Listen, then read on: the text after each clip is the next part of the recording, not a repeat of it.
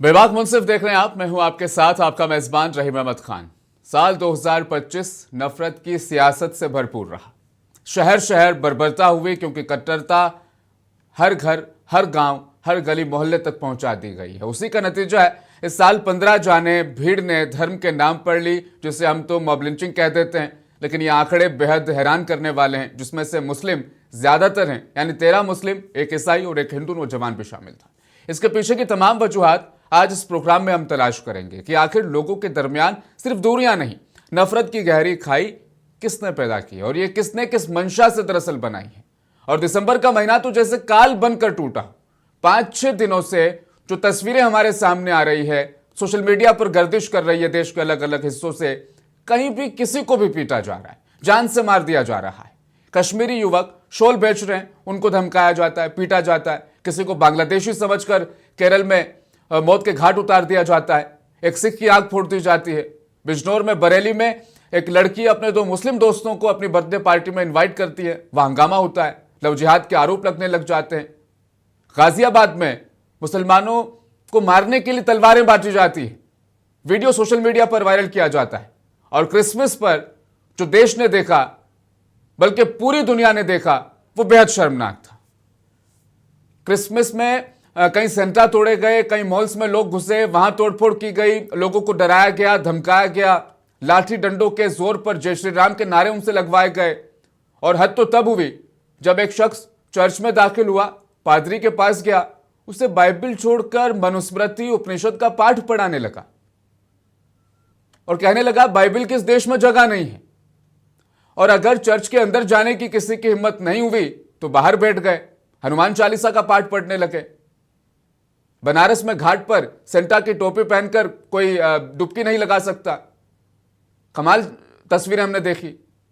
होली दिवाली तो अब पूरा विश्व इसमें शामिल होता है, मनाता है, लेकिन हमारे देश में ईसाइयों के त्योहार में कोई दूसरा शामिल नहीं हो सकता।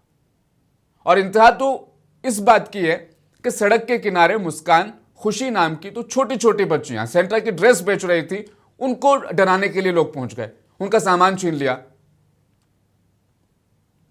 और उनसे दरअसल यह पूछा गया लाइसेंस दिखाओ। और ये तमाम हरकतें किसने की? एक ऐसी संस्था, एक ऐसा दल जिनके पास ये तमाम हरकतें करने का लाइसेंस नहीं है। लॉ एंड ऑर्डर बनाए रखने का लाइसेंस संविधान ने पुलिस प्रशासन को दिया, बजरंग दल, विश्व हिंदू परिषद को नहीं। इनको यह ठेका आखिर किसने दिया? तो वो आज इस चर्चा में हम जानने की कोशिश करेंगे। लेकिन इससे पहले यह भी बता दूं, जो बांग्लादेश में हो रहा है वो बेहद शर्मनाक है। लेकिन केरल में बांग्लादेश का नागरिक बताकर रामनारायण बघेल, जो छत्तीसगढ़ का रहने वाला, उसे पीट पीट कर मार डालना, क्या यह शर्मनाक नहीं है? मैं आज मुस्लिमों की बात थोड़ी सी दरकिनार कर रहा हूं, वो आंकड़े तो बहुत है, लेकिन न्यू इंडिया में रामनारायण बघेल को पीट पीट कर मार देंगे क्योंकि वो हिंदी बोल रहा है। आरोप तो उस पर बांग्लादेशी बोलने के लगे थे।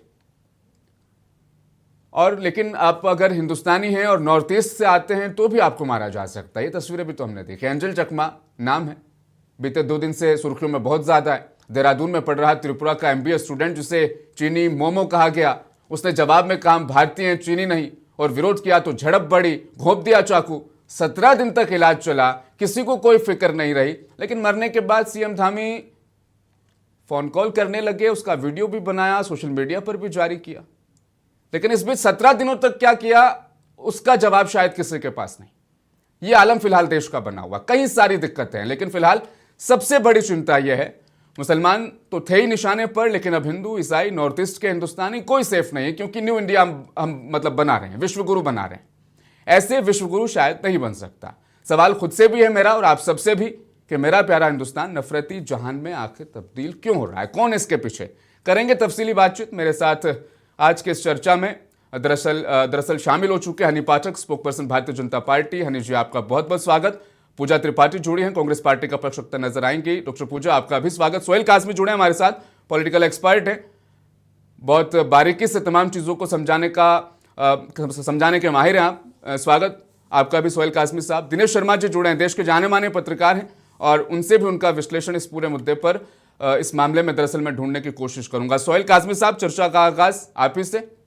पूरा साल 2025 बीत गया, लेकिन हम दरअसल इससे उबर नहीं पाए। हिंदू मुसलमान, अब मामला सिर्फ हिंदू मुसलमान का नहीं रहा, सिख भी, ईसाई भी, नॉर्थ ईस्ट के लोग भी, अब तो सब इसकी जद में, इसकी चपेट में आ रहे हैं। आजाद भारत के 75 सालों में पूरी दुनिया को हमने क्रिसमस पर एक नया पैगाम दिया कि हमारे देश में अगर क्रिसमस मनाओगे तो हम ऐसा कुछ करेंगे। ये किस दिशा में, किस सिमत में हम आगे बढ़ रहे हैं? रहीम साहब, पहले तो आपको गुड इवनिंग, और मेरे जितने भी को पैनलिस्ट हैं उन सबको गुड इवनिंग और नए साल की मुबारक, क्योंकि अगला प्रोग्राम आपका नए साल में होगा जब आप मिलेंगे। तो ये एक ऐसा इश्यू है, ऐसा विषय है जिसको मुझे लगता है हर नागरिक को चिंताजनक होना चाहिए, चिंता का विषय है। और ये चिंता जो है पिछले कुछ सालों से बढ़ रही है। एक हिंदू मुस्लिम की बात तो चलो 5-10 साल से चल रही है, लेकिन और कम्युनिटीज भी इन्वॉल्व हो रही हैं, जैन्स इन्वॉल्व हो रहे हैं, क्रिश्चियंस इन्वॉल्व हो रहे हैं, बुद्धिस्ट लोग जो हमारे इन्वॉल्व हो रहे हैं, जितनी भी माइनॉरिटीज हैं वो सब इसमें कहीं ना कहीं इन्वॉल्व हो रही हैं, जो मैं समझता हूँ अच्छी बात नहीं है एक ऐसे मुल्क के लिए जो बढ़ता हुआ मुल्क है। पिछले 77 ईयर से ये देश किसी न किसी पेडेस्टल पे आगे बढ़ता हुआ आपको नजर आ रहा है। लेकिन बदकिस्मती ये है, इसमें एक ही जो सारा जो कल्प्रिट्स है वो सिर्फ सियासत है। सियासत के अलावा इसमें कोई रंग दूसरा नहीं है। और मैं हमेशा कहता हूं और आज फिर कहता हूं कि विकसित भारत 2047 जो प्रधानमंत्री कहते हैं कि विकसित भारत हो जाएगा, तो विकसित कौन होगा? एक कम्युनिटी होगी, पूरा भारत होगा, सारी कम्युनिटीज होंगी? ये एक विषय है जिस पे चर्चा करने की जरूरत है।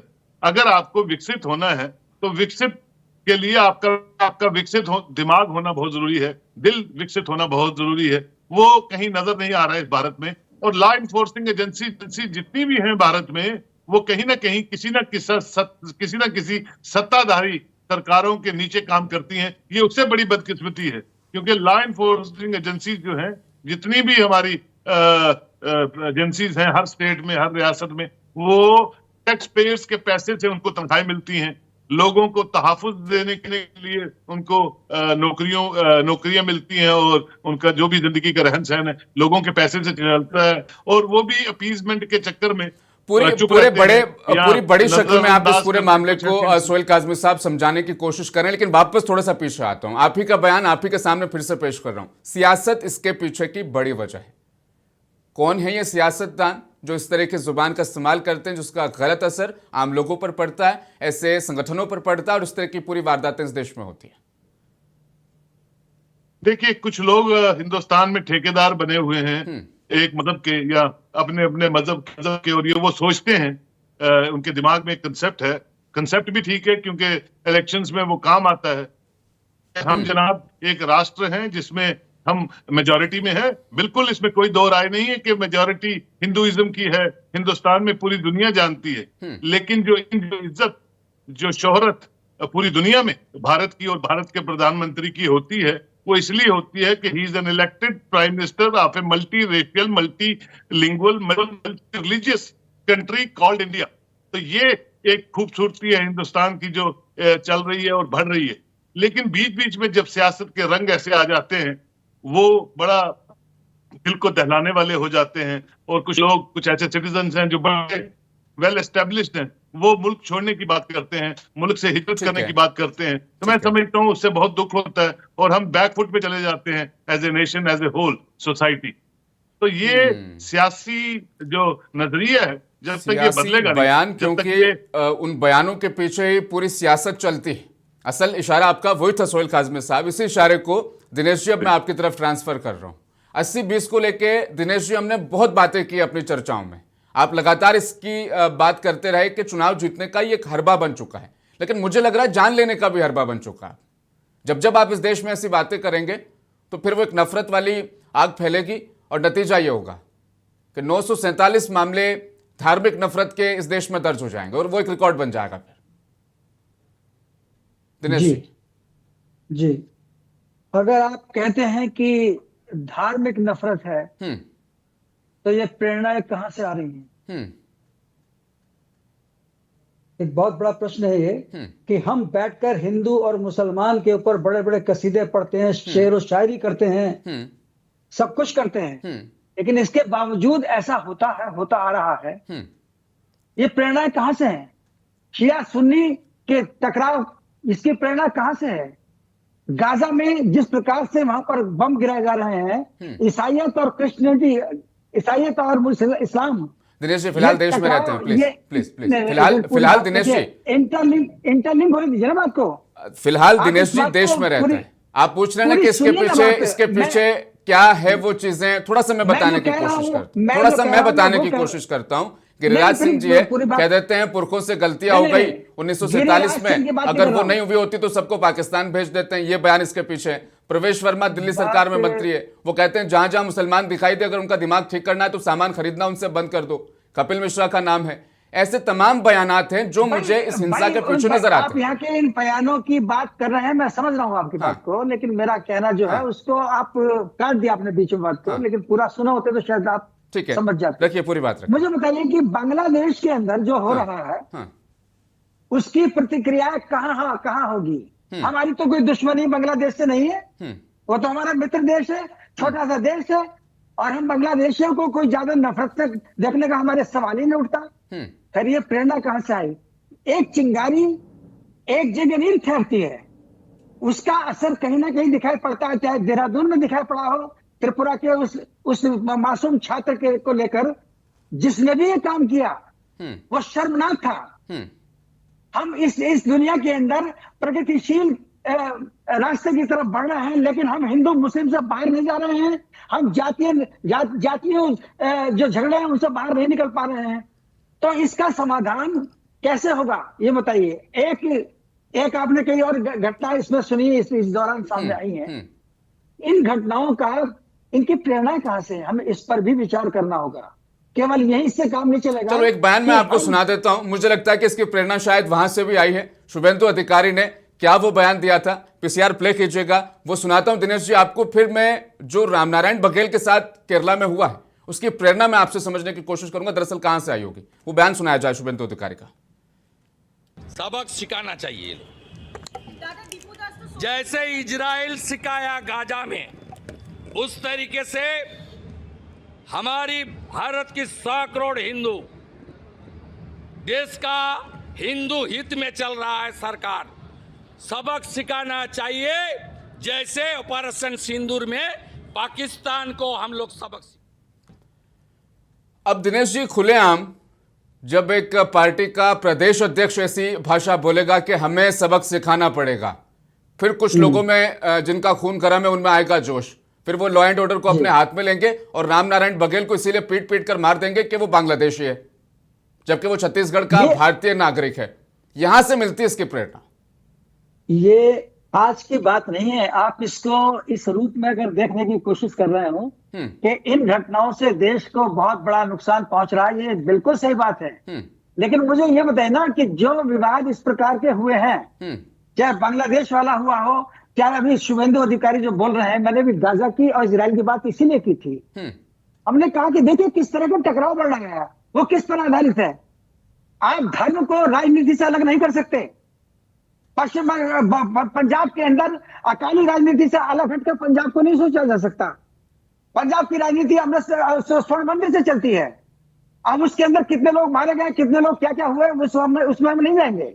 अब आम आदमी पार्टी कहती है फैसले हम चंडीगढ़ में लेते हैं, आप कह रहे हैं स्वर्ण मंदिर से चलती है। मामला आगे थोड़ा सा शिफ्ट करते हैं। हनी पाठक जी, ये प्रेरणाएं कहां से मिलती है? वो 80-20 वाले बयान से चुनाव शायद जीत जाए, कामयाबी वहां पर मिल जाए, लेकिन जब ये साइड इफेक्ट्स उसके नजर आएंगे तो फिर तकलीफ होगी। फिर वो अटल जी की बात भी याद आएगी, लोकतंत्र रहना चाहिए, सत्ता आएगी जाएगी लेकिन इस देश में लोकतंत्र रहना चाहिए। और ये जो बयान है वो उकसाते हैं लोगों को, युवाओं को कि लोकतंत्र ना रहे, वो अपने हाथों में पूरा मामला ले ले। उसी की सारी तस्वीरें जो पिछले 5-6 दिन की जो मैंने भी दिखाई यहां पर। एक बात बताइए रहीम जी, जो ये अभी आप तस्वीरें दिखा रहे हैं, जो अभी आप बता रहे हैं कि इस तरीके के बयान दिए जाते हैं, वो क्या सिर्फ एक समुदाय विशेष द्वारा दिए जाते हैं? मैं बहुत देर से दिनेश जी की बातें और जो हमारे साथ में को पैनलिस्ट हैं उनकी बातें सुन रही थी। दिनेश जी की बातों में आपको ये लगा सिर्फ एक ये समुदाय विशेष की बात कर रहे हैं, तो मैं वो भी दिन याद दिलाना चाहती हूँ जब जेएनयू में भारत तेरे टुकड़े होंगे के नारे लगे थे। मैं वो भी वक्त याद दिलाना चाहूंगी जब बंगाल में कहा गया कि दुर्गा पूजा का उत्सव। हनी पाठक जी, जेएनयू में भारत तेरे टुकड़े होंगे नारे किसने लगाए और वो इंसान अब तक जेल में सलाखों के पीछे क्यों नहीं है? ये किसकी नाकामी है? नहीं, मैं एविडेंस और प्रूफ पर बात करता हूं। मैं कहा सुनाई या व्हाट्सएप ज्ञान, फेसबुक ज्ञान पर मैं बिल्कुल बिलीव नहीं करता। माफी चाहूंगा हनी पाठक जी, पहले आप क्लियर कीजिए पाकिस्तान जिंदाबाद या टुकड़े टुकड़े होंगे, ये जेएनयू में नारे किसने लगाए थे और वो जेल के पीछे क्यों नहीं? कहां सोई है सरकार?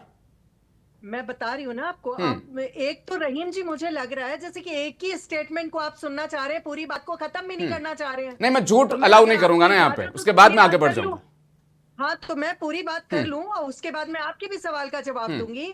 भारत तेरे टुकड़े होंगे, जब जिस चीज का नारा लगाया गया ना, तो वो नारे पे इस तरीके के बवाल हुए और बवाल के बाद उस चीज का माफीनामा भी लिया हनी गया। पाठक जी, ये किसने लोकतंत्र दिया है। नारा? वो जेल में सलाखों के पीछे प्लीज, क्यों नहीं है? प्लीज प्लीज रहीम जी, आप बात को कंप्लीट हनी पाठक जी, नारा किसने दिया? वो जेल में क्यों नहीं है, ये जानना चाह रहा हूं। उस पर यूएपीए क्यों नहीं लगा? रहीम जी, आप सिर्फ वो सुनना चाहते हैं जो आप सुनना पसंद करते हैं। मैं मीडिया में मैं फैक्ट्स पर बात कर रहा हूं हनी पाठक जी।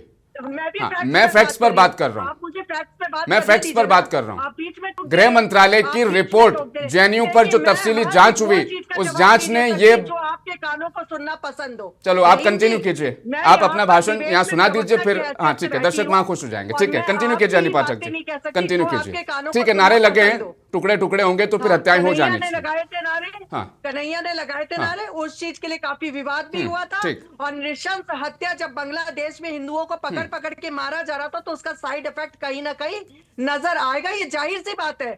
जब जैन जी की बात करी जाती है, मैं दूर की क्यों बात करूं, मैं उत्तराखंड की अपनी बात करती हूँ।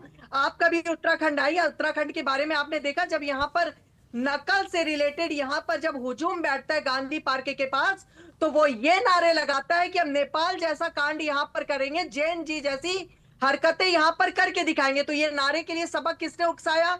जब आप इस तरीके की बात करेंगे तो इस तरीके का प्रतिवाद का विवाद अवश्य होता है। हम यहाँ पर बैठे थे, जो हमारे उत्तराखंड में नृशंस हत्या हुई है उसको लेकर, और निश्चित तौर पर हमारे उत्तराखंड की यशस्वी मुख्यमंत्री जी इस चीज को लेकर गंभीर रहे। उन्होंने पुलिस प्रशासन को पूरी तरीके से सतर्क किया, चेतावनी दी, उनके परिजनों से वहां पर बात भी करी, मुआवजा राशि भी दिया, और उन्होंने इस चीज की गंभीरता से इस विषय में चर्चा करते हुए बोला कि नॉर्थ ईस्ट के जितने भी छात्र हमारे उत्तराखंड में पढ़ते हैं, उनकी पूरी सुरक्षा की जिम्मेदारी हमारे उत्तराखंड की होगी। और जिस हिसाब से आप बात कर रहे हैं कि इस तरीके के बयान शुभेंदु अधिकारी के आपने दिखा दिए, आप क्या राहुल गांधी जी के उस तरह के बयान दिखाएंगे जिसमें वो विदेशों में जाकर भारत की बुराइयां करते नजर आते हैं? आप वो बयान क्या दिखाएंगे जिसमें एक मुसलमान मौलवी ये कहता हुआ नजर आता है कि हम अगर एक हो गए तो तुम हिंदुओं को, एक व्यक्ति को भी नहीं बचाएंगे, हम तुमसे ज्यादा हैं संख्या में। इस तरीके का बयान भी अगर आप दिखा देते, मौलाना मजबी का बयान आप दिखा देते, जिसमें यहाँ पर इन्होंने उत्तराखंड में ये बयान दिया कि हम इस तरीके की घटनाओं को बर्दाश्त नहीं करेंगे।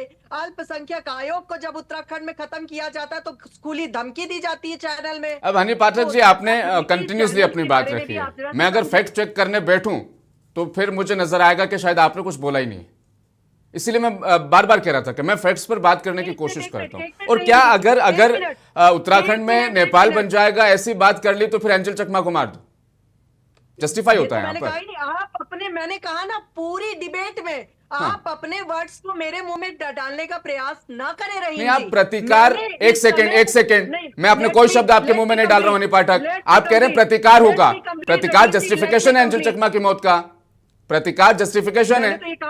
मैंने कहा नहीं जस्टिफिकेशन ये है, मैंने ये कहा नहीं। प्रतिकार तो होगा, लेकिन शुभेंदु अधिकारी का बयान सुनाया, तो उसके बयान के वार के पलटवार में मैंने आपको और भी बयान यहाँ के सुनाए। बस मुझे इस पूरी डिबेट में ये लग रहा है कि आप वो सुनना चाहते हैं वो ही सुनना चाहते हैं जो आप सुनने के लिए यहाँ पर एकदम आमदा हो रखे। रहीम जी, बात होती है तो सभी पैनलिस्ट, सभी हनी पाठक जी, आप प्रतिकार को जस्टिफाई कीजिए मेरे सामने, मैं वो जानना चाह रहा हूं। ये देश लोकतंत्र से, संविधान से, लॉ एंड ऑर्डर से चलेगा या प्रतिकार से चलेगा? मुझे डिबेट का टॉपिक बताया गया हत्या का, जो यहाँ पर नॉर्थ ईस्ट के छात्र की, यहाँ पर चकमा में रहने वाले छात्र की यहाँ पर हत्या होती है, उस पर वाद विवाद के डिबेट का टॉपिक मुझे बताया गया। जब मैं इस डिबेट में आती हूँ तो मैं क्या देखती हूँ कि आप कभी किसी का बयान सुना रहे, कभी किसी का बयान सुना रहे। आपने इस पूरे 22 मिनट, कितनी देर हो गई, 21 मिनट, इस 21 मिनट की डिबेट में आपने अरे एंजल चकमा और रामनारायण बघेल जैसे लोग क्यों मारे जाते हैं, उसके पीछे की कहानी तो मैं दर्शकों को बताऊंगा ना, कि 80-20 के बयान इसी देश में दिए जाते हैं। आप चर्चा में आगे बढ़ना ही नहीं चाहती हैं, आप फिर अपने सरकार की और सबकी तारीफें करती जा रही। बहुत सीरियसनेस से इस पूरे मामले को लिया। आपको पता है 17 दिन के बाद 17 दिन के बाद सीएम धामी एक्शन मोड में नजर आए। बिल्कुल करूंगी मैं इस पूरे 21 मिनट में। 17 दिन के बाद एक्शन मोड में आपकी सरकार नजर आई। आपने 9 दिसंबर को ये वारदात होती है और 26 दिसंबर को पूरे मामले में नस्लीय भेद की एफआईआर में वो धारा शामिल होती है। समझ रहे हैं आप बात को? ये संवेदनशीलता है। इसको लेकर सवाल पूछा आपकी? आपने इस 20 मिनट्स में 22 मिनट्स में एक बार भी ये सवाल पूछा कि सरकार आपकी क्या करी इसमें? बिल्कुल नहीं। यहाँ मैं देख रहा हूं ना हनी पाठक जी, मैं देख रहा हूं एक फोन कॉल करते हैं परिवार को और आश्वासन देते हैं और उसका वीडियो सोशल मीडिया पर वायरल करवाया जाता है ताकि पीआर मिल सके, पीआर स्टंट उसको शो करने की कोशिश की जाती है। मीडिया के लोग डालेंगे ठीक है कि सरकार आपकी क्या करी है, तो उस चीज का तो हम बताएंगे ही ना। तो मैं आपसे जान लेता हूं ना हनी पाठक, मैं आपसे जान लेता हूं नस्लीय भेद की टिप्पणी 26 दिसंबर को एफआईआर में क्यों शामिल हुई? इतनी देरी किस बात की? इतनी देरी किस बात की? अब जवाब दीजिएगा हनी पाठक जी, अब इधर उधर नहीं। 26 दिसंबर को नस्लीय भेद की टिप्पणी एफआईआर में कैसे शामिल होती है? मैं तो एकदम स्ट्रेट फॉरवर्ड वही बात पे आई थी। हाँ, मैंने आपको वही बताया जो उत्तराखंड की हमारी सरकार ने उस बच्चे की जो नृशंस हत्या यहां पर हुई है उसको लेकर गंभीरता के बारे में ही आपको बताया। लेकिन ये डिबेट का टॉपिक जब से शुरू हुआ एक बार भी उस बच्चे से शुरुआत नहीं हुई। थोड़ा सा ब्रॉड माइंडेड बनिए हनी पाठक, ठीक है? थोड़ा सा ब्रॉड माइंडेड बनिए। अगर ऐसी घटनाएं हो रही है तो उसके पीछे के कारण ढूंढने पड़ेंगे, क्योंकि आप घिर चुके हैं, फंस चुके हैं। तो टॉपिक पर घुस जाओ, टॉपिक के साथ आप खिलवाड़ करना शुरू कर दो। बढ़ जाऊंगा मैं चर्चा में आगे, ठीक है? पूजा त्रिपाठी, सब कुछ तो सही हो रहा है। हनी पाठक जी कह रही है सरकार एक्शन मोड में है, गिरफ्तारी भी हुई है, मुआवजा भी बांट रहे हैं, किस बात की तकलीफ? देखिए आप क्या बोल रहे हैं रहीम जी? आप को भी न्यूज देखिए। में इस तरीके से पूरे कारण जान लिए जाएंगे तो लोकतंत्र का क्या रहेगा मतलब? क्या मैं हनी पाठक जी ज्यादा प्लीज, से बहुत समय लिया आपने, बहुत समय लिया, अब बढ़ जाता हूं ना मैं आगे। बहुत समय वो लिया जो आपने दिया ही नहीं। आपने तो मेरी पूरी बात आने ही नहीं दी। लगातार चलो फिर से हनी पाठक मैं आपसे एक ही सवाल पूछता हूं। नस्लीय भेद की टिप्पणी ये एफआईआर में शामिल 26 दिसंबर को होता है, मामला 9 दिसंबर का है। इसके पीछे की कहानी थोड़ा सा समझाएंगे मुझे आप, ऐसा क्यों हुआ? पूरी तरीके से जैसे ही ये मामला संज्ञान में आता है, हमारे यशस्वी मुख्यमंत्री श्री पुष्कर सिंह धामी जी ने तत्काल कार्यवाही के लिए पुलिस प्रशासन को कहा कि इस पर सख्त से सख्त कार्रवाई करी जाए। 25,000 का इनाम घोषित किया गया उन लोगों पर। पुलिस लगातार ताबड़तोड़ गिरफ्तारियां करने में लगी, जिसमें से 3 गिरफ्तारियां हो भी चुकी है। लोगों को ढूंढने का प्रयत्न किया जा रहा है। अब तक 3 मीटिंग्स करी जा चुकी है, उनके परिवारजनों से बात करी जा चुकी है। ठीक है, आपकी सारी बातें हो गई। अब हनी पाठक मैं आपसे जानना चाहूंगा, 9 दिसंबर को वाकया होता है, 17 दिन के बाद जब मौत होती है, इसके बीच में आपकी सरकार क्या कर रही थी? लगातार कार्य ही कर रही थी। जैसे ही मामला संज्ञान में आया उस समय ही कोई से एक पुलिस बाइट, कोई एक प्रशासन ट्वीट, कार्य कर रहा था। कोई एक बाइट, कोई एक बंगाल ट्वीट में आज तक इन सुना लोगों सकते को हैं आप? नहीं मिल पाया। प्रूफ दे सकते हैं? आज तक न्याय बंगाल में नहीं मिल पाया। तब कोई तो एक मुझे ट्वीट किसी या ऐसी कोई व्यक्ति एक पे बयान, डाला कोई एक स्टेटमेंट किसी का सुना सकते हैं जो पिछले 17 दिनों का हो, मृत्यु से पहले का हो? मेरे ही स्टेटमेंट एंजल चकमा की मौत से पहले कहा। हाँ, मेरे ही 10 स्टेटमेंट है। मैं अभी आपको व्हाट्सएप कर देती हूँ आपके चैनल से, जहां से मुझे जूम मीटिंग का व्हाट्सएप आया। मेरे ही 10 स्टेटमेंट है। हमारे यशस्वी मुख्यमंत्री जी के 4 स्टेटमेंट है। पुलिस के प्रशासन के स्टेटमेंट है। लगातार के स्टेटमेंट में दीजिए जवाब। पूजा त्रिपाठी जी, एक्शन मोड में सरकार कांग्रेस जबरदस्ती घेरने की कोशिश कर रही है। देखिए जो ये दिशा है डिबेट की, यही बता रही है कि दिक्कत कहाँ है, यही बता रही है कि ये कितने सीरियस है हेट क्राइम्स के प्रति। 12 दिन लगे एफआईआर करने में, 12 दिन, वो भी जब सोशल मीडिया अप्रोल हो गया। बीएसएफ में हमारी सरहदों की सुरक्षा कर रहा है उसका पिता, उसके बच्चे की हत्या हो जाती है और ग्रेव इंजरीज है बच्चे के ऊपर, उसको आना पड़ता है। पुलिस बोलती है नहीं नहीं नस्लीय टिप्पणी के कारण नहीं हो रहा था, आप उसको भगा देती है। 12 दिन लगा इनको एफआईआर करवाने में। मुख्यमंत्री पुष्कर सिंह धामी जी की यह निर्लज्जता है कि आप एक ग्रीविंग फादर को, एक पिता जिसके बेटे की हत्या हो गई है, जिसको आप पहले भगा दिया जाता है कि ये नस्लीय टिप्पणी नहीं है, उसको आप एक स्पीकर पे फिल्म कर रहे हैं। कहाँ पे संवेदनशीलता है? हर चीज पीआर, हर चीज प्रोपेगेंडा बनेगा यह देश में। और सबसे बड़ी बात, आप उस एंजल चकमा के आखिरी शब्द सुनिए। मुझे लगता है हर वो भारतवासी, आप अपने पॉलिटिक्स को पीछे छोड़ के आप एक भारतवासी, एक पिता और एक माता की तरह सोचकर देखिए। वो कहता है कि मैं क्या सर्टिफिकेट दिखाऊं कि मैं भारतीय हूँ, मैं चाइनीज नहीं हूँ, और उसे मार दिया जाता है। इस देश में मारना इतना आसान है, इस देश में क्रिसमस डेकोरेशन करना इतना आसान है, हमें पूजा करने की जगहें कम पड़ रही है। किसी एक मजदूर को मार दिया जाता है बांग्लादेशी बन के, किसी को कहीं के डेकोरेशन उतार दिया जाता है, बरेली किसी की प्राइवेट पार्टी में उतर के आप लव जिहाद के मामले पे 2 मुस्लिमों की पिटाई कर देते। वो क्या रहा है इस देश में? इस देश में लॉ एंड ऑर्डर है कि नहीं? आज अगर इंडिया हेट लैब की रिपोर्ट कहे तो 74%, 74% पॉलिटिकल स्पीचेस में आई है। ये वही देश है जहाँ पे रामजादा हरामजादा का नैरेटिव होता है, और इसी पे अली सरदार जाफरी ने कहा गया, जो मैं अभी देख रही हूँ, आप जेएनयू की बात करेंगे जो कि फालतू के व्हाट्सएप नॉलेज है। अली सरदार जाफरी लिख कर गए थे कि आस्तीन खून में तैर, प्यार जताते हो मगर क्या गजब करते हो, खंजर तो छुपाओ साहब। आपके राज में अभी हम, ठीक है, आप एजे चकमा पे बात करना चाहती है, जिसको आप 9 को हत्या हुई है और 26 को एफआईआर हो रही है। पुष्कर सिंह धामी ने स्पीकर पे कर दिया और हमारे यशस्वी मुख्यमंत्री ने इतना तो काम कर दिया। मैं कल किरण रिज्जू का बयान सुन रही थी, किरण रिज्जू कहती ये तो आइसोलेटेड इंसिडेंट है, इसको क्रिश्चियन नहीं करना चाहिए। अगर उस बच्चे को चिकना कहा जा रहा है, चाइनीज कहा जा रहा है, मोमो कहा जा रहा है, आप अपने लोगों के लिए तो खड़े हो, आप अपने लोगों के लिए खड़े हो। आपको 22 दिन लग जाते हैं एक स्टेटमेंट देने में कि ये तो एक नॉर्मल इंसिडेंट है। मैं अगर स्टैट्स लेकर आई, बेस बोरिया कमेटी की जो रिपोर्ट है, एमपी जो बेस बोरिया होते, उन्होंने कहा था कि 86% नॉर्थ ईस्ट, अभी हम अगर ठीक है, अब 2 सवाल मेरे भी, हाँ पूजा त्रिपाठी जी, 2 सवाल मेरे भी। अगर पीआर स्टंट कर रहे हैं सीएम पुष्कर सिंह धामी, राहुल गांधी जाते हैं, 3 एंगल कैमरे से शूटिंग होती है, पूरे हर इवेंट को वो हर यात्रा को दरअसल वो इवेंट बनाने की पूरी कोशिश करते हैं, बाकायदा अपने अलग अलग पेजेस पर वो डालते भी हैं, पहला। और दूसरा, एंगल से शूटिंग करते हैं। मैं आपसे पूछना चाहती हूँ, राहुल जी हाथरस की जो रेप के, जिस बच्ची को जला दिया गया था रेप करने के बाद पेट्रोल डाल के, उनके परिवार से मिलने गए थे राहुल गांधी, तो कैमरेज लेकर नहीं गए। राहुल गांधी अभी 2 दिन पहले उन्नाव रेप पीड़िता के गए थे, राहुल गांधी ने तो स्पीकर और कैमरे के साथ फोटोज लेकर नहीं गए थे। उन्नाव रेप पीड़िता की पूरी डिग्निटी का ध्यान रखी गई थी। वही रेप पीड़िता जिसके पूरा देश उबल रहा है, जिसके गुस्से में, और जिसने राहुल गांधी सिक्किम जाते हैं, 4 कैमरों से शूट होता है, बाकायदा उसके अलग शॉट्स भी बनते हैं, लॉन्ग वीडियोस भी बनते हैं। ये तो पॉलिटिक्स में घुस चुका है ना, जहां भी जा रहे हैं कैमरा साथ जाएगा। अब दूसरा, ये जो नैरेटिव जिसका आप जिक्र कर रहे थे, चिंकी मोमो, ये देश में कई सालों से चल रहा है। कांग्रेस पार्टी ने अपने शासनकाल में क्या प्रयास किए थे इस नैरेटिव को तोड़ने के लिए? हाँ। अगर मैं आपके सामने लेके नॉर्थ ईस्ट सपोर्ट के ग्रुप, अगर मैं रिस्क एडवाइजरी ग्रुप की रिपोर्ट लेकर आऊं, तो आज ये हलम है कि इन क्राइम्स में 48% की बढ़ोतरी। ये मेरा डेटा नहीं है, एनएलयू का डेटा है, गवर्नमेंट फंडेड का डेटा है। इसमें ये कहा गया है कि 35% औरतों के खिलाफ पुलिस एफआईआर ही नहीं लिखती जेंडर बेस्ड वायलेंस पे, जब उनको चिंकी, मोमोज और चाइनीज कहा जाता है। ये मेरा डेटा नहीं है, ये सरकार का डेटा है। तो मैं वही कह रही हूँ। और सबसे बड़ी बात क्या है, आपके पास हेट क्राइम्स के लिए एनसीआरबी में कोई अलग क्लासिफिकेशन नहीं है। आपकी 10 साल से सरकार है। आपके पास नस्लीय भेदी टिप्पणी के लिए हुई हत्या में आइडेंटिटी क्राइम के लिए कोई अलग क्लासिफिकेशन नहीं है। दूसरी बात, तो ये डेटा एनसीआरबी में कहां से आएगा? तीसरी बात, मैं जो बार बार कह रही हूँ, आज अगर Jyotiraditya Scindia minister of communication and development for north east है, क्या उनके जबान से, वो बहुत एक्टिव सोशल मीडिया एक्टिव मंत्री है, क्या उनके जबान से आपने एक शब्द भी एंजल चकमा के लिए कहा? बात यहाँ सिंपैथी की नहीं है, बात यहाँ इस नहीं है कि आप सांत्वना दीजिए। सांत्वना देने का ये तरीका तो हमने देख लिया, तमाशा बना के रख दिया इस देश में।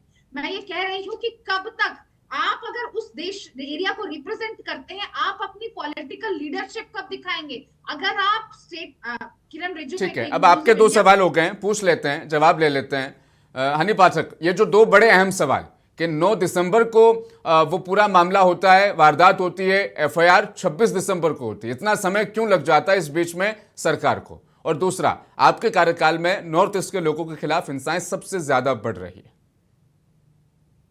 अब मैं रहीम जी आपसे उम्मीद करती हूँ कि जिस प्रकार से आपने पूजा त्रिपाठी जी की बात को बीच में इंटरप्ट नहीं किया था, मेरी बात को भी पूरा आने के बाद आप अपना सवाल कर लीजिएगा। पूजा त्रिपाठी जी की पहले मैं बात से शुरुआत करती हूँ, आपकी भी बात का जवाब देती हूँ। पूजा त्रिपाठी जी ने अभी ये कहा एनसीआरबी की डाटा के लिए, इन सब चीजों के लिए, मैं इनसे ये बात करना चाहती हूँ, 10 साल पहले जो डाटा ये 28% बता रही थी, जरा उसको उठाकर देख ले, 38% से भी ज्यादा नक्सलियों का तमाशा, आतंक यहाँ पे पूरे भारत में, पूरे हिंदुस्तान में हुआ था। वो आंकड़े पर भी ये नजर डाल ले। पूजा त्रिपाठी जी, पहली चीज तो ये, मैं बीच में इंटरप्ट नहीं करी थी आप में, मैं इंटरप्ट नहीं करी, बाकी रहीम जी इंटरप्ट करने के लिए काफी है, रहीम इंटरप्ट करने के लिए काफी। देखिए, अगर इस तरीके की डिबेट होती है ना Rahim ji, I am very sorry to say कि मुझे दोबारा नहीं बैठना है, क्योंकि मैं इस तरीके की, हम उत्तराखंडी लोग हैं, देवभूमि में रहते हैं, हम बड़ी शांति तरीके से डिबेट करना पसंद करते हैं, वार्ता करना पसंद करते हैं। नहीं, आपने जो, ठीक है, कंटिन्यू कीजिए। अभी इतनी गंदी नहीं, सही आंकड़े पूजा त्रिपाठी में समझ दूंगा आपको, आप रख देना। बता रही हूँ, सुनिए, सुनिए, फिर पूजा त्रिपाठी जी का दूसरा जवाब आता है और ये कहती हैं कि एक बार भी किसी भी भारतीय जनता पार्टी के किसी पॉलिटिशियन के मुंह से चकमा वाले बच्चे के बारे में कुछ नहीं निकलता। मैं ये पूछना चाहती हूँ, बंगाल में जिस प्रकार से एक टीचर को नंगा करके सिर्फ इसलिए मारा जाता है कि उसने एक बच्चे को सिर्फ डांट दिया था तेज आवाज में, और वो हिंदू टीचर थी, उसको नंगा करके वहां पर पूरे में मारा जाता है बेल्टों से, और 38 से ज्यादा लोग वहां पर सड़कों पर थे, कोई बचाने नहीं आता। तब राहुल गांधी की चुप्पी कहां थी? हाथरस में जा सकते हैं, बंगाल में उस टीचर के पास नहीं जा सकते हैं। जब बंगाल में हिंदुओं पर इतनी हिंसा हो रही थी, और बंगाल में क्योंकि जो मुख्यमंत्री हैं वो इनके ठगबंधन के साथ में, इनका ठगबंधन हुआ है, उनके साथ ऐसा ठगबंधन है कि उसके मामले में पूरी फेविकोल की बोतल ये गटक लेते हैं। तो ये सारी चीजों का भी जवाब दिया जाना चाहिए इनके मुख से, और मैं सोचती हूँ और उम्मीद करती हूँ कि बहुत लंबे समय से आपने पूरी बात रखी। अब वापस फिर से उस सवाल, 9 दिसंबर को मामला होता है, एफआईआर 26 दिसंबर को, इतना समय क्यों लगता है हनी पाठक जी? हाँ, मैं अब आपकी बात पर भी आती हूँ। मैंने इनको जवाब दे दिया और उम्मीद करती हूँ कि ये भी वही जवाब दे कि बंगाल में जो निशंस हत्या हुई थी उसके बारे में इनके पप्पू जी कहाँ पे थे, एफआईआर पर जवाब ये दे देंगे। पूरी तरीके से अपनी जबान संभाल कर बात करिए। पूजा त्रिपाठी में आऊंगा आपके पास, मैं सीधा वहां से आपके पास आऊंगा। अब हनी पाठक एफआईआर पर जवाब आपका। 9 दिसंबर को वाकया होता है, 26 दिसंबर को एफआईआर, इतना समय क्यों लगता है? जाइए ना सोशल मीडिया पर केस कर दीजिए। बात करिए। बिल्कुल ठीक बोल रही हूँ मैं, बिल्कुल ठीक, क्योंकि जब एक जगह व्यक्ति राजनीतिक रोटी सेकेगा तो हर जगह यही बातें करी जाएंगी।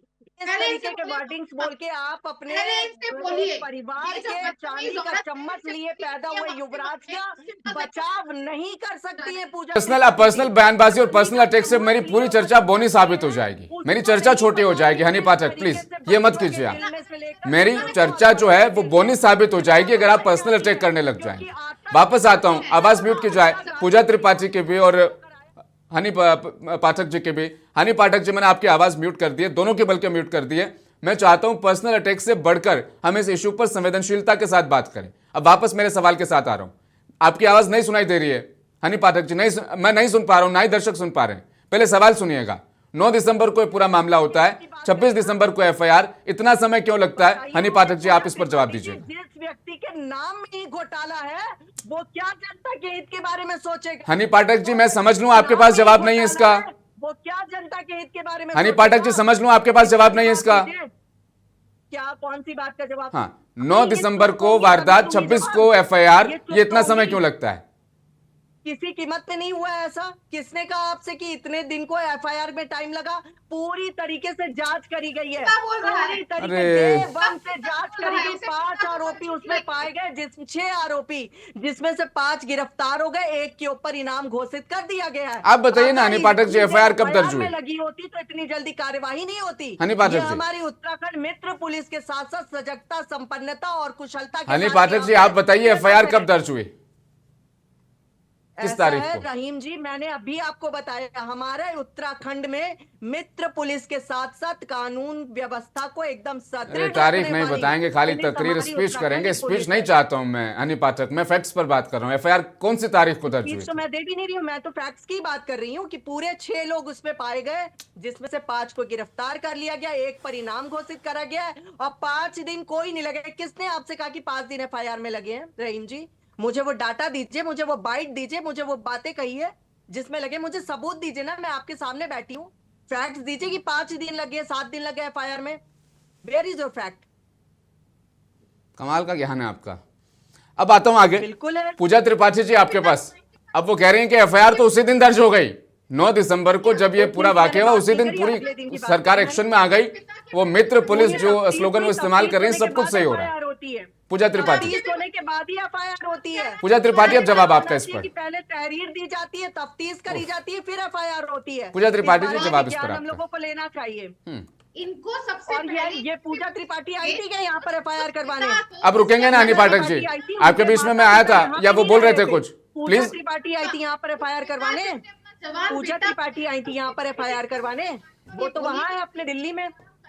तो मुझे ये तो पता लगे उनका परिवार आएगा, उनके लोग आएंगे, तभी तो दस्तखत किए जाएंगे कि ऐसे ही कर दिए जाएंगे दस्तखत। टिप्पणी मांगने से इनकार कर दे रही है। आपके भी बच्चे होंगे, थोड़ी शर्म अरे करिए। मुझे बताओ ना, प्लीज बताओ कि बंगाल में क्यों चुप्पी साधी और तो छत्तीसगढ़ में क्यों चुप्पी साधी? ऐसे प्रदेशों में चुप्पी क्यों साध ली जाती है? फेविकॉल की बोतल क्यों गटक ली जाती है? लड़की हूँ लड़ सकती हूँ का नारा लगाने वाली आपकी प्रियंका गांधी वाड्रा जब अपने स्टेट की बात आती है तो फेविक्विक क्यों मुंह में लगा लेती है? वो खुद पुलिस स्टेशन गए और पुलिस कह रही है नहीं नहीं ये तो माइनर इंसिडेंट थी। आप उस पिता को तो मत झुठलाइए जिसने 10 दिन पहले अपने बेटे को खो दिया। एक मिनट, उसके पिताजी यहाँ थे? पूजा त्रिपाठी जी, आप उनके पिताजी को लेकर यहाँ आई थी क्या? आप उनके पिताजी को लेकर यहाँ आई थी? पहले पूरी जांच और तथ्य इकट्ठा कर लिया करिए, तब डिबेट में बैठा करिए। पूजा त्रिपाठी जी, झुठलाइए अगर आप किसी चैनल में बैठ रही हैं तो तथ्यों के साथ बैठा करिए, इस तरह से आपकी इंसल्ट होगी। हर वक्त तथ्यों के साथ बैठा करिए। मैं उत्तराखंड में रहती हूँ, तथ्यों के साथ बात करती हूँ। आप ये बताइए, आप उनके पिताजी को लेकर यहाँ पर आई कमाल थी? की चर्चा में हम फंस आप गए हैं। उनके सोहेल पिताजी को कासमी लेकर साहब, यहाँ आना पर पड़ेगा आई मुझे थी? आपके पास फिर से। ये जो पूरा माहौल है ना, वो ऐसा है कि तुम मुझ पर आरोप लगाओ, मैं तुम पर आरोप लगाता हूं, उसी में जनता रहेगी कंफ्यूज और हमारी राजनीतिक रोटियां सिकती रहेगी। है ना कमाल का ये पूरा फंडा? इसी पर तो टिका ये पूरा मामला। इसलिए 2025 इतना नफरत भरा भी रहा, क्योंकि लोगों के पास सोचने का समय नहीं है। बिल्कुल ठीक कहते हैं आप। देखिए मेरे बड़े भाई जो जर्नलिस्ट हैं वो भी चुपचाप बैठे हुए सुन रहे हैं और मैं भी चुपचाप बैठ के सुन रहा हूं। देखिए जब भी आप डिबेट्स पे हम बात करते हैं तो हम अपने ओपिनियन देने की कोशिश करते हैं उन उन राज्यों के सरबराहों को, उन पॉलिटिशियंस को जो डिफरेंट स्टेट्स में और डिफरेंट मुल्कों में अपनी अपनी सियासत को गर्म करने के लिए या तोड़ने के लिए कुछ ना कुछ ऐसा करते हैं। देखिए डिबेट्स का मतलब क्या होता है कि राइट थिंकिंग लोग राइट थिंकिंग बात करें और उन पोडियम्स तक वो बात पहुंचे कि यहाँ सुधार की जरूरत है। भाई साहब, जर्नलिज्म का मतलब यही कि यहाँ सुधार कीजिए, मुल्क जो है आगे बढ़ना चाहता है। अब तो मुझे आने वाले दौर में ये लग रहा है, हिंदू मुस्लिम तो रहा एक साइड पे, ये एक नोशन जो है पहले क्लियर कीजिए कि मैंने ये कहा और उसने नहीं कहा, उसके दौर में ये हुआ और मेरे दौर में ये नहीं हुआ। ये जब तक आप इन चीजों से हटेंगे नहीं, मैंने आपसे स्टार्ट में कहा कि आपका दिमाग विकसित होना बहुत जरूरी है और जब तक आप ये अपीजमेंट नहीं करेंगे, अपने सरबराहों को खुश करने के लिए मुसलमानों को गाली निकालते रहेंगे, क्रिश्चियंस को टारगेट करेंगे, सरदारों को गालियां निकालेंगे, तब तक इस मुल्क का कुछ नहीं हो सकता। ये मुल्क 2 साल ऐसे ही पीछे रहेगा और हम इसी तरह के लीडर्स और इसी तरह की पार्टीज को आगे प्रोजेक्ट करते रहेंगे, क्योंकि अंडर डेवलप मुल्क है और अंडर डेवलप मुल्क में इसी तरह से काम चलता रहेगा। अब तो मुझे कभी कभी दुख होता है जब मेरे पास बहुत से लोग आते हैं, वो डिफरेंट पॉलिटिकल पार्टीज के, वो ये कहते हैं कि जनाब अब ब्राह्मण जो है हिंदुओं में सिर्फ उन्हीं को देखा जाता है, उन्हीं को प्रेसिडेंट बनाया जाता है, उसी को सेक्रेटरी, हम राजपूत तो साइड पे रह जाते हैं, खत्री साइड पे रह जाते। एक और डिबेट शुरू विद इन एक इज्म शुरू हो जाती है। तो मैं कहता हूं कि ये हिंदू मुस्लिम से हट के अब एक जैसे मेरे भाई ने कहा कि शिया सुन्नी, बिल्कुल मैं उस पर बिल्कुल इत्तेफाक करता हूं कि ये शिया सुन्नी वहाबी ये कहां से आते हैं। मैंने कब ये कहता हूं कि भाई अगर कोई मुसलमान हेट स्पीच करता है तो उसके लिए भी वही कानून रखिए और उसको इमीडिएट पीएसए में या पोटा में बुक कीजिए। ये जो बयान आप सुना रहे हैं ये नहीं, खुदा लेकिन तो है लेकिन नहीं, दिक्कत बीजेपी ये है का। सोहेल कासमी साहब, दिक्कत ये है कि हेड स्पीच देने की ताकत और हिम्मत कहां से मिलती है? आप पार्टी से भारत जैसे देश में एक काउंटर लगाकर उस पर 50-60 तलवारें रखकर आप खुलेआम ये कह देते हैं कि अब हमें खुद की रक्षा करनी पड़ेगी, मुसलमानों से लड़ना होगा, इसीलिए मैं ये तलवारें बांट रहा हूं। ये हिम्मत कहां से आती है? ये हिम्मत आती है पॉलिटिकल पार्टीज के उन सरबराहों से जो इनको प्रोजेक्ट करते हैं, एक नंबर। और जितने भी लीडर है ना ये जो मुस्लिम मुस्लिम मुस्लिम करते हैं, इनकी मैक्सिमम की शादियां मुसलमानों में हुई हैं, किसी की बेटी के साथ, किसी का दामाद, किसी का बहू, ये सब चीजें पूरा हिंदुस्तान देखता है। आप दिग्गज से दिग्गज नेता देखिए, सिकंदर भगत साहब थे, मेरे दोस्त थे, आज नहीं है भारतीय जनता पार्टी में, वो नहीं रहे इस दुनिया में, उनको देखिए। मुरली मनोहर जोशी साहब को देखिए, तो गड़िया साहब को देखिए, उनकी बहन कहाँ मैरिड है। ये जो सिर्फ अपील करना और मुल्क को गुमराह करना, भोली भाली जनता को पागल बनाना, मैं समझता हूं अगर एक कॉलेज के बाहर एक बच्चा ईव टीजिंग करता है और पुलिस उसको किसी न किसी जुर्म के तहत अंदर कर लेती है। अभी 2 महीने पहले रहीम साहब जम्मू कश्मीर में 1,25,000 का एक एमएलए जो जीत के किश्तवाड़ डोडा को रिप्रेजेंट करता है, वो सिर्फ उस पर पीएसए लगता है कि उसने एक डिस्ट्रिक्ट मजिस्ट्रेट को गालियां निकाल दी 2 बार कि उसने काम नहीं किया और उस पर पब्लिक सेफ्टी एक्ट लग जाता है और वो आज बिहाइंड बार्स है। ये अगर एक जीते हुए एमएलए पे गाली निकालने पे PSA लग सकता है, तो ऐसी जो आपने विजुअल दिखाई है इन पे पोटा क्यों नहीं लग सकता है, ये सवाल आपसे मैं बहुत करता सही, हूं। बहुत ये सही। मुल्क आगे नहीं बढ़ेगा साहब।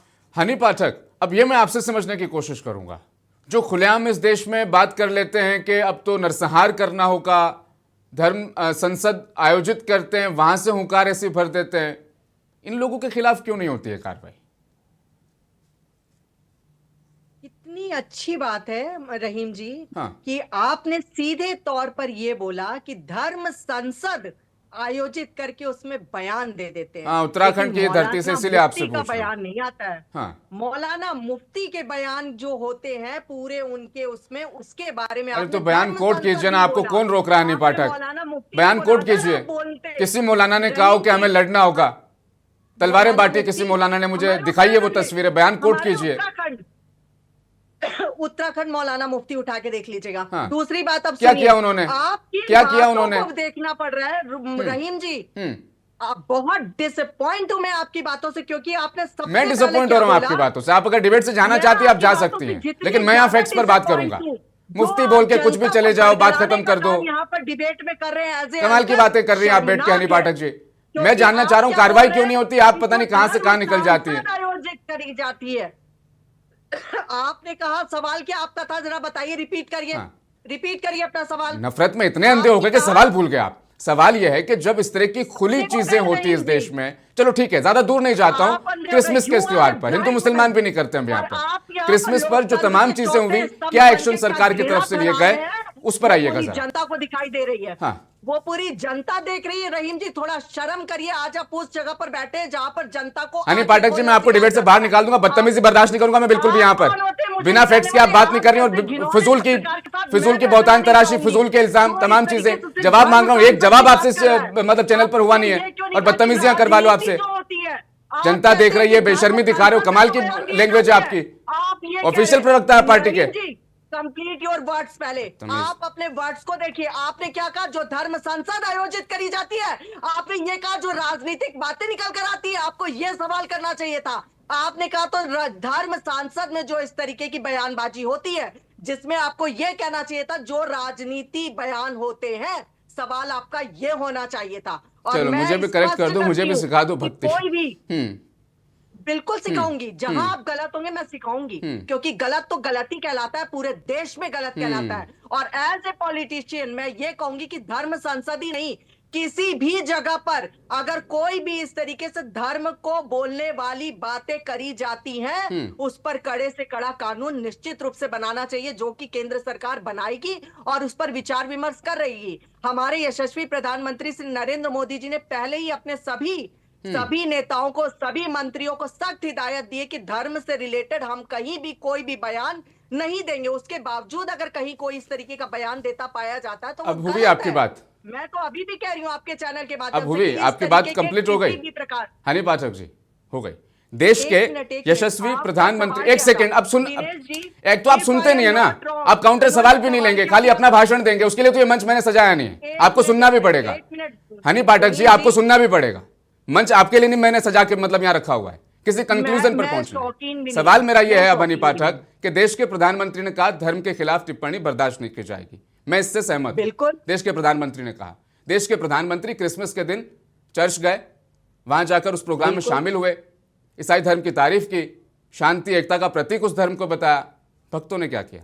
भक्तों ने किया, चर्च के बाहर गए, हनुमान चालीसा पढ़ ली, चर्च के अंदर घुसे, जय श्री राम के नारे लगा दिए, चर्च के अंदर गए, पादरी को डांट दिया, उसे कहा कि इस देश में बाइबल नहीं, उपनिषद, मनुस्मृति, उसका पाठ करना होगा। अब प्रधानमंत्री जी ऐसे भक्तों पर कार्रवाई कब करेंगे? एक बात बताइए रहीम जी, ये भारतीय जनता पार्टी ने कहा था कि तुम लोग वहां जाकर इस तरीके की कार्यवाही करो? ये भारतीय जनता पार्टी ने कहा था, नरेंद्र मोदी जी ने कहा था? नहीं कहा था ना।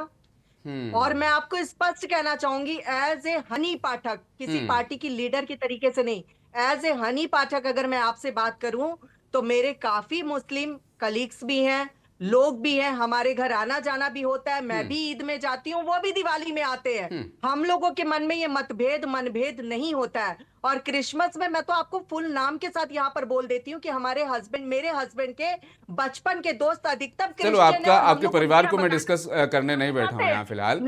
बात ये हनी पाठक जी, आपको क्या लगता है हनी पाठक जी के जो क्रिसमस पर हुआ वो बहुत बुरा हुआ?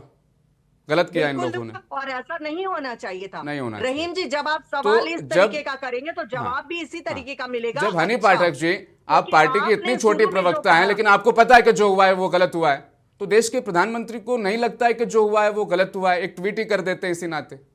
जब हनी पाठक को पता है कि गलत हुआ है देखिए, एक क्रिसमस मिनट, पर, एक मिनट। प्रधानमंत्री को नहीं पता। एक मिनट, हर स्टेट की मुख्यमंत्री का भी बहुत सा दायित्व होता है और वो उसको पूरा कर रहे हैं। उन्होंने साफ तौर पर यह कहा है कि इस तरीके के घृणित अपराध अगर कहीं भी होते हैं तो वो गलत है और उसको नहीं होना चाहिए। अब दिनेश जी उसकी आपसे, रोकथाम के कार्य किए दिनेश जी, जाते हैं। 2021, लेकिन आप जैसे लोग 22, यहाँ पर 2023, डिबेट 2024 में भी क्रिसमस आया, लेकिन 2025 का क्रिसमस दिनेश जी सबसे डिफरेंट था। बहुत सी ऐसी चीजें हुई जो पिछले सालों में या इतिहास में कभी नहीं हुई थी। कौन है कल्प्रेट?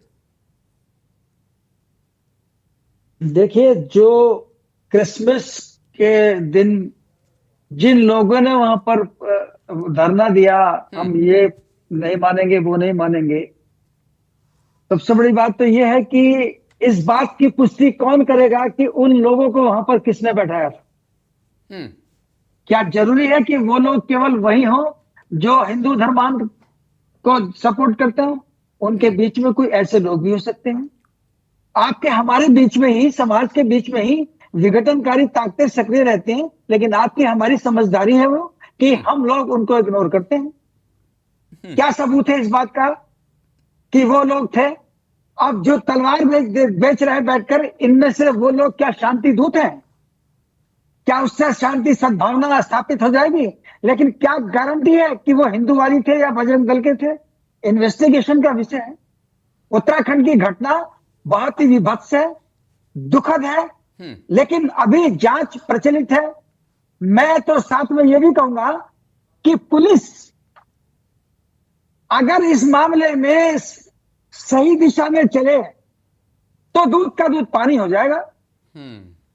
अब हो क्या रहा है, जितने भी इस प्रकार की नस्लीय घटनाएं घटी हैं या जातिवादी घटनाएं घटती हैं, चलो गाजियाबाद वाली घटना पर दिनेश जी, उनका इन्वेस्टिगेशन सही नहीं हो रहा। दिनेश जी, गाजियाबाद वाली घटना पर एफआईआर हुई, 10 लोगों की गिरफ्तारी हुई, उसमें से 6 भारतीय जनता पार्टी के एक्टिव कार्यकर्ता है और 10 के 10 बजरंग दल के मेंबर हैं। धर्म सांसद में जो बयान दिया जी, जाता है, लेकिन ये जी जी, कम्युनिटी पूरी बात सुनिए आप। नहीं करते हैं। बताइए बताइए, बोलिए बोलिए जी।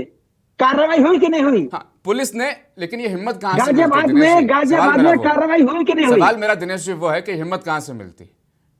एक संविधान से मैंने चलने कहा वाले तो, देश में, लोकतंत्र से चलने वाले देश में तलवारें बांट देना, ये हौसला तो मिलता है कहीं से? देखिए, ये मैं फिर आपसे कह रहा हूं, आपके पास प्रेरणा स्थल मौजूद है। आपका बांग्लादेश के अंदर और पश्चिम बंगाल के अंदर आप क्या देख रहे हैं? और आप यही तो देख रहे हैं ना, एक घटना, एक उस जो दास है जिसकी हत्या की गई, समझ गया आपकी बात, लेकिन दिनेश जी, उसने क्या एक्शन का रिएक्शन जस्टिफिकेशन हो सकता है?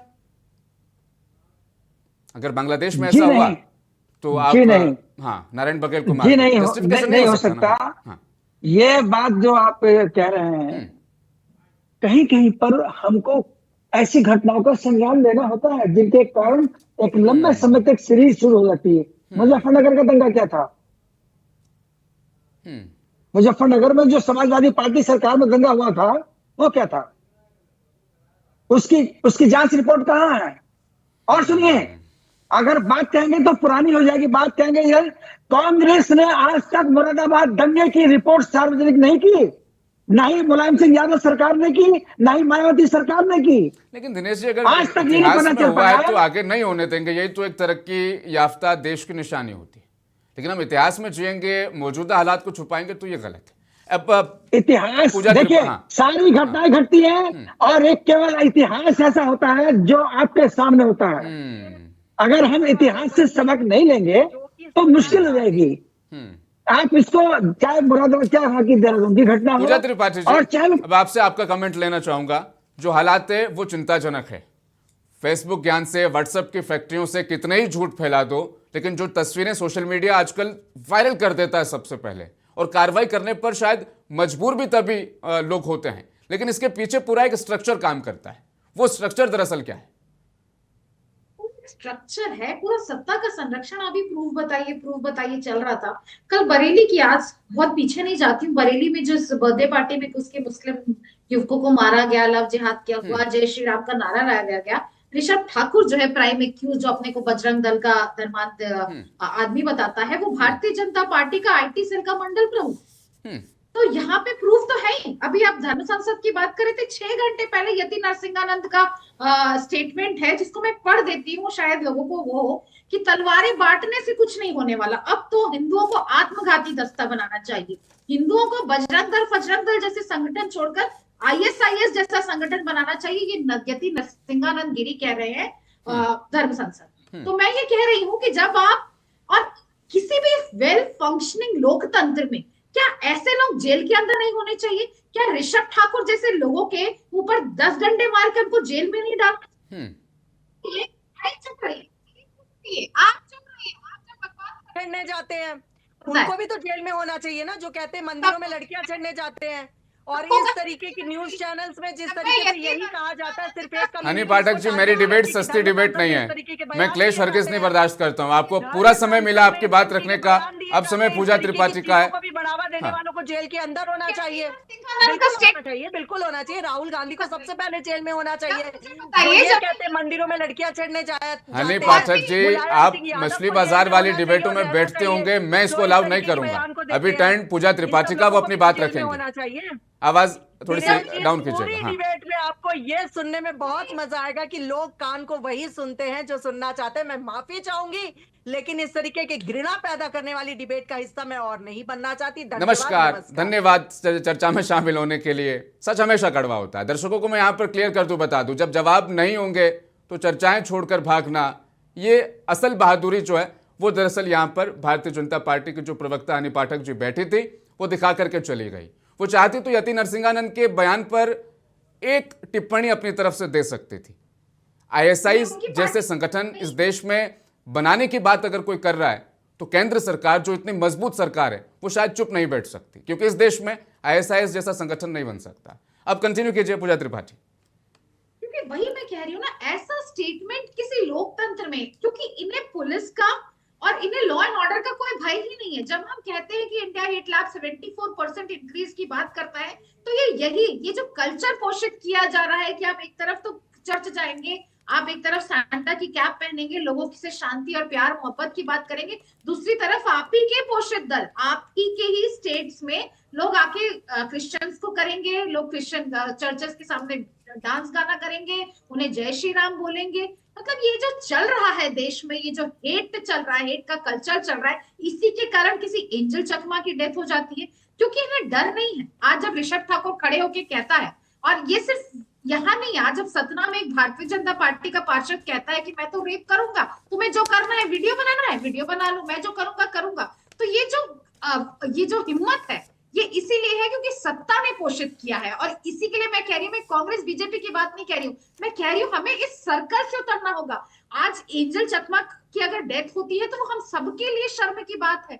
किसी त्रिपुरा के हिस्से से आया लड़के को अगर आप भारतीय मानने से मना कर देते, अगर वो भारतीय नहीं भी है, चलिए एक बार की मान लेते, तो भी क्या आप उसको मार डालेंगे? आप किसी के बर्थडे पार्टी में घुस जाएंगे? इस देश में चल क्या रहा है? इस देश में इसलिए चल रहा है क्योंकि पुलिस और सिस्टम और सत्ता बिल्कुल आंख मूंद कर बैठी हुई है। वो एक मुखौटा लगा लिए हैं कि हम सब कुछ ठीक है, हमारा इससे लेना देना नहीं है। यति नरसिंहानंद जेल में क्यों नहीं है? वो आदमी ऋषभ ठाकुर आज भी वीडियो बना रहा है, वो जेल में क्यों नहीं है? और वो बच्चे, सवाल यही है दिनेश जी, अब मैं वापस आ रहा हूं आपके पास। सवाल यही है कि चाहे बयान किसी का भी हो, किसी भी धर्म विशेष से आता हो, माइनॉरिटी हो या किसी भी समाज का, वो किसी भी मजहब धर्म से वो ताल्लुक रखने वालों, कार्रवाई तो सब पर होनी चाहिए, लेकिन नहीं होती है ना सब पर। यह है दिक्कत। यति नरसिंहानंद ने जो बयान जो कोट कर रही है पूजा त्रिपाठी, ये उनका पहला बयान नहीं। इससे पहले 10 बयान ऐसे उनके और मिल जाएंगे। बाबा बागेश्वर धाम जब हिंदू जगाओ यात्रा जब निकाल रहे थे 6 दिसंबर को, उनकी उस यात्रा से एक बयान दिया गया कि जो बाबरी में हुआ है वो फिर से हमें करना होगा। जब ऐसे बयान जारी होते हैं लगातार और हम एक्शन नहीं लेते हैं, फिर तलवारें बढ़ती है, फिर क्रिसमस पर तोड़फोड़ होती है। ये पूरा एक पैटर्न है जिसको मैं यहाँ पर डिस्क्राइब करने की कोशिश कर रहा हूँ। एक्शन, एक घटना घटती थी और महीनों तक पता नहीं चलता था कि क्या हुआ क्या नहीं हुआ है। आज विश्व इस समय बहुत बड़ी वेव क्रांति का सामना कर रहा है। एक सेकंड के अंदर आपके किसी सड़क पर क्या हुआ वो पूरे देश को पता चल जाता है। और लोग उस पर अपनी अपनी प्रतिक्रियाएं देने लगते हैं, अपने अपने दिमाग से देने लगते हैं, अपने अपने विश्लेषण से देने लगते हैं। ये बड़ा मुश्किल है कि जब आप इतनी बड़ी क्रांति का सामना कर रहे हैं, जहां एआई आ चुका है, वो जो मिनट और सेकंडों के अंदर पूरी कहानी ही पलट दे रहा है, तो आपको इसके लिए, इससे निपटने के लिए कुछ तो मंथन करना होगा। और ये केवल भारत में नहीं हो सकता, ये उन सभी राज्यों के अंदर, उन देशों के अंदर हो सकता है जिस लोकतंत्र की आप बात कर रहे हैं। अभी कई बार मैंने सुना, बार बार लोकतंत्र लोकतंत्र लोकतंत्र। नहीं भाई, लोकतंत्र शक्तिशाली की सेविका होती है।